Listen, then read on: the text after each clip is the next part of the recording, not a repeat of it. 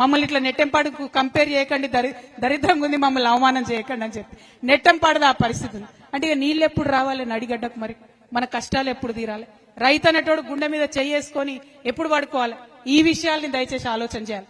అందుకే నేను కోరేది మిమ్మల్ని, అది బీఆర్ఎస్ కంప్లీట్ గా నడిగడ్డను మోసం చేసింది, ఫెయిల్ అయిపోయింది బీఆర్ఎస్ పార్టీ నడిగడ్డలో.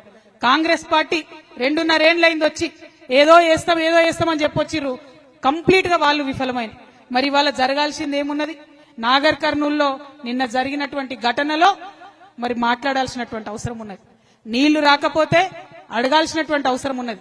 అట్లా అడిగేటోళ్లు కొత్త వాళ్ళు రావాల్సినటువంటి అవసరం ఉన్నది. కాబట్టే మీ అందరి దయతోని ఒక ముందడుగేస్తున్నాం.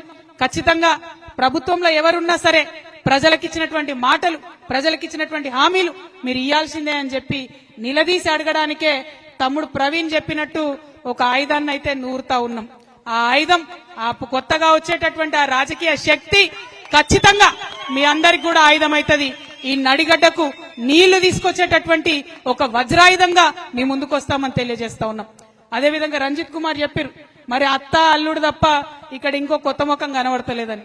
నాకైతే కొత్త ముఖం కనబడుతున్నది. మరి నాకైతే డెఫినెట్ గా ఒక కొత్త ఆలోచన ఉన్నటువంటి, అందరూ మా వాళ్లే అనుకొని పనిచేసేటటువంటి ఒక కొత్త నాయకత్వం కనబడతా ఉంది. అందుకే చెప్పిన, రాబోయే రోజుల్లో కాబోయే గద్వాల ఎమ్మెల్యే గారని ఉట్టిగా చెప్పలే నేను, బరాబర్ జరుగుతుంది. ఆడబిడ్డల ఆశీర్వాదం ఉంటే ఖచ్చితంగా జరుగుతుంది. ఇక్కడికి వచ్చిన ఆడబిడ్డలు ఒకసారి ఆలోచన చేసుకోవాలా, పనిచేస్తున్నాడా లేదా రంజిత్, కొట్లాడుతున్నాడా లేదా రంజిత్, అదే విషయాన్ని దయచేసి ఆలోచన చేయండి. ఇవాళ ఇక్కడికి వచ్చిన వాళ్ళందరూ అయితే నవ్వుతున్నారు, మరి ఆయన పేరు చెప్పినట్టు పనిచేస్తున్నాడా తెలుసా మీకు? బానే పనిచేస్తున్నాడా? కొట్లాడుతున్నాడా? మీ పక్షాన కొట్లాడుతున్నాడా? మరి ఉంటారా, నిలబడతారా రేపొద్దున? పాపం 3 సార్లు పోటీ చేసింది, ఇప్పటికి 2 సార్లు పోటీ చేసింది. ఇప్పటికి మీరంతా మీటింగ్లలో చేతులు ఎత్తుతున్నారు, ఓటింగ్లలో మాత్రం ఇంకో దిక్కు ఎత్తుతున్నారు. అంతేనా? అట్లా చేయకూరి.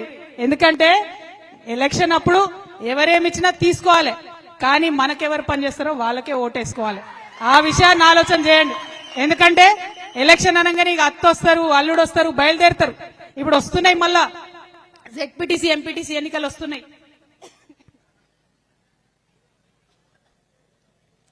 మళ్ళా జెడ్పీటీసీ ఎంపీటీసీ ఎన్నికలు.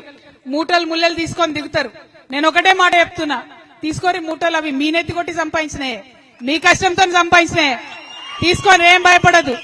కానీ ఓటు మాత్రం ఖచ్చితంగా జాగృతికి, రంజిత్ చెప్పిన మనుషులకు మాత్రం ఓటేయండి. ఎందుకంటే మీ గొంతుకై నిలబడతాం. ప్రతి మండలంలో జెడ్పీటీసీ క్యాండిడేట్ ని పెడతాం, బలంగా కొట్లాడతాం. ప్రతి ఊర్లో ఎక్కడెక్కడ ఎంపీటీసీలు ఉంటే అక్కడ ఎంపీటీసీ క్యాండిడేట్లను పెడతాం, చాలా బలంగా కొట్లాడతాం. మరి ఆశీర్వదించమని అడగడానికి వచ్చినాం. ప్రతి ఒక్క విషయం మీద కొట్లాడతాం, ముఖ్యంగా మా ఆడబిడ్డల విషయం మీద బలంగా కొట్లాడతాం.